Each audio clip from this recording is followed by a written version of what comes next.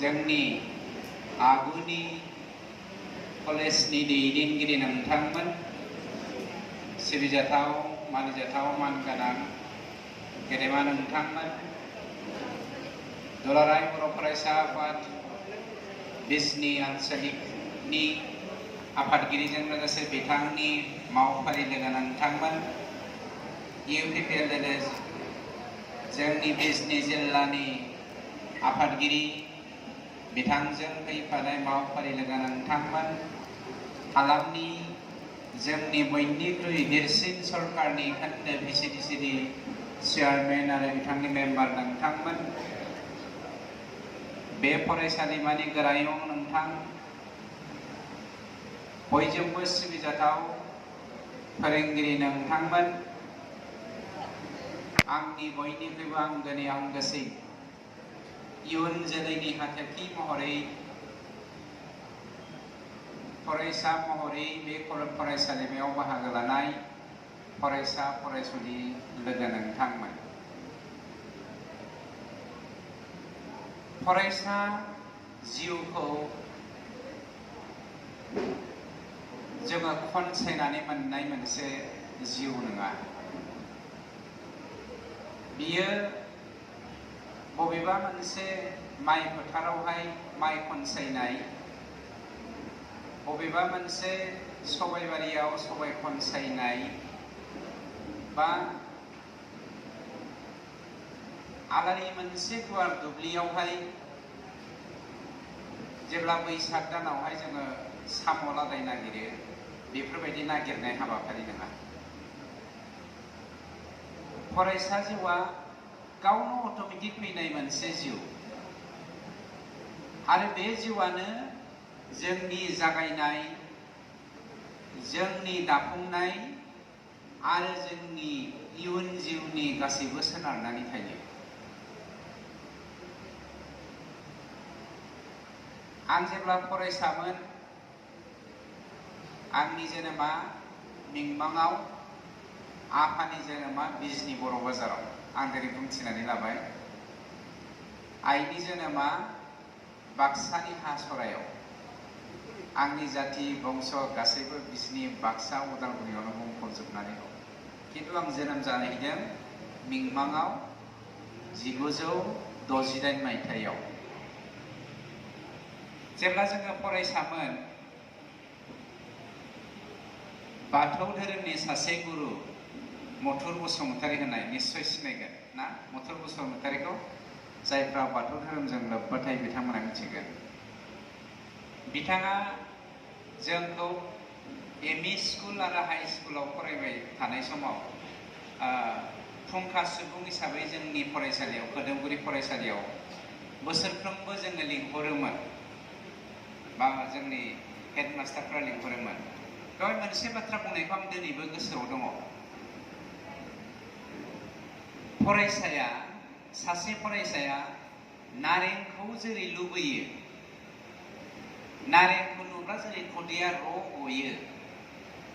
बेफोरबायदि जानांगौनो फरायनो लुबैनाया, आरो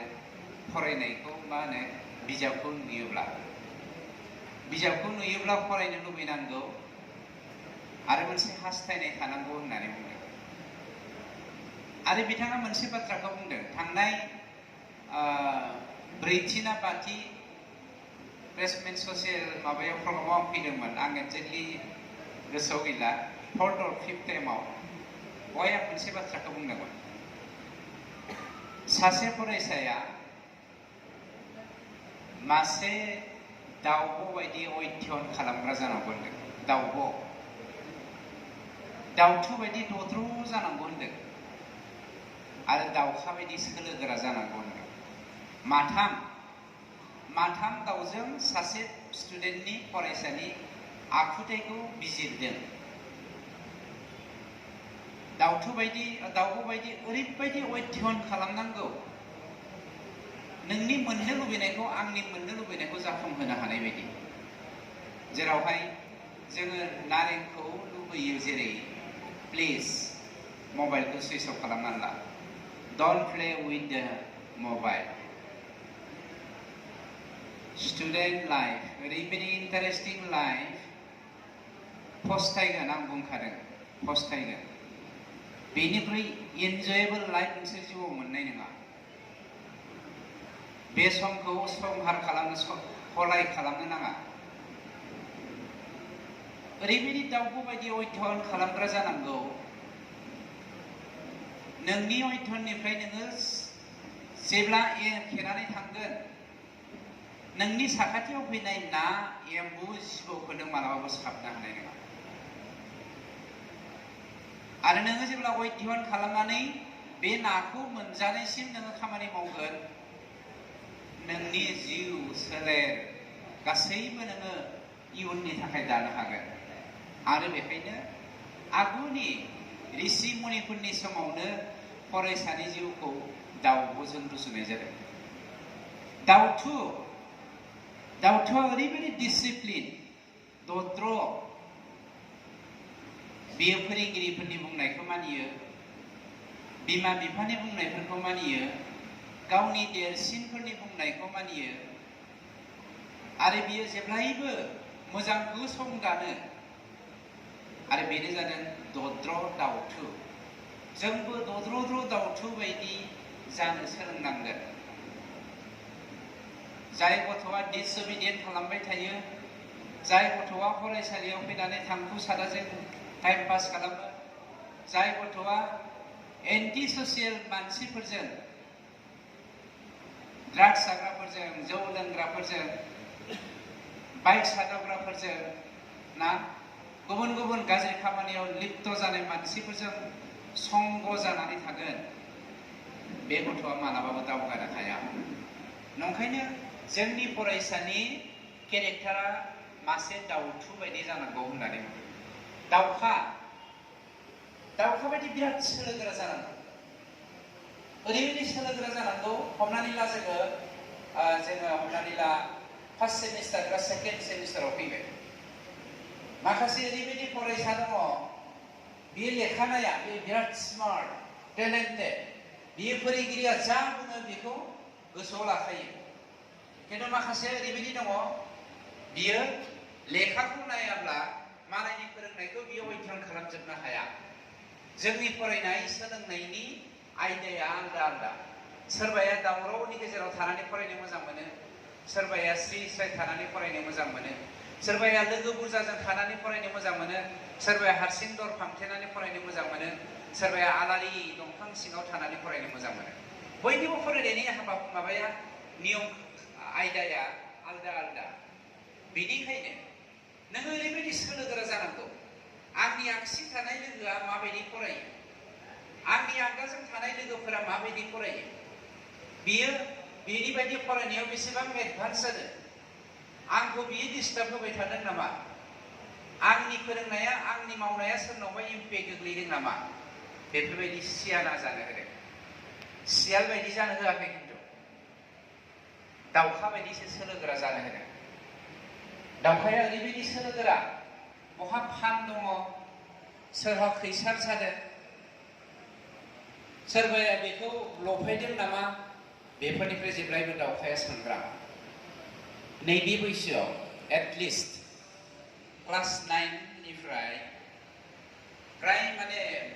4th सेमिस्टारसिम जोंनि हौवासा हिन्जावसाफोरनि गोसोआ गुरलाय गुजाय जानानै थायो जेथोजों आवगायलांबाय थानो नागिरो बबे समाव जेथो नांगोन जों बुंनो हाया जायो जुदि जों साफा साफा फरायसा जानानै जोङो बे मोनथाम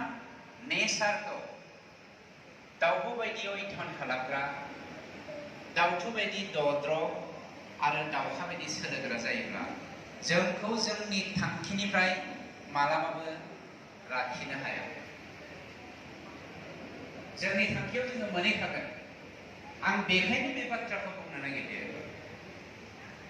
आंनि नोंनि जोंनि बयनिबो इयुन जिउ दानाया हारि दानाया न'खर दानाया समाज दानाया हादोर दानाया रायजो दानाया आंनाव नोंनाव जों बयनावबो सोनारनानै दं 2006 मायथाइनिफ्राय दुलाराय बर' फरायसा आफादा बे समाव फोरोंगिरि जानानै दंमोन कलेजाव क्वालिटि इडुकेसन गुन गोनां सोलोंथाइनि बाथ्राखौ लानानै ओरैबायदि दावहा नांदोंमोन मेलेमनि दावहा बेयो आखाइ आथिं बोलोनि दावहा नङामोन मेलेमनि दावहा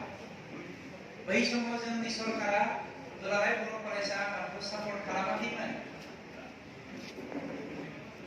जायनि जाहोनाव बिथांमोना साक्सेसफुल जानो हायाखैमोन क्वालिटी एडुकेशनखौ बेखायनो नागिरदोंमोन बै समाव बर'फ्रा मोननै खान्थिजों आन्दलन खालामदों arm struggle and democratic struggle मोननै खान्थिजों आन्दलन खालामनायानो जादों जोंनि मोनथानि मोनथाय बे मोनथायखौ नागिरनानै जोङो हांख्रा सिख्रा जादों नाथाय आबसुआ 2006 मायथाइनि सिगांनिफ्रायनो मिथिदों जुदि जोङो क्वालिटी एडुकेशन गोनां नङा जुदि जोङो क्वालिफाइड नङा जुदि जोङो एजुकेटेड जानो हाया मालाबाबो गभर्नमेन्ट अफ इन्डियाया जोंनि मोनथायखौ साक्सेसफुल खालामनायाव आबुङै होनाय नङा बेखायनो साफ्रोमबो गथ'आ साफ्रोमबो फिसाया साफ्रोमबो बिमाया क्वालिटी जाथों होननानै बिथांमोना 2006 मायथाइनिफ्राय गुबुन मोनसे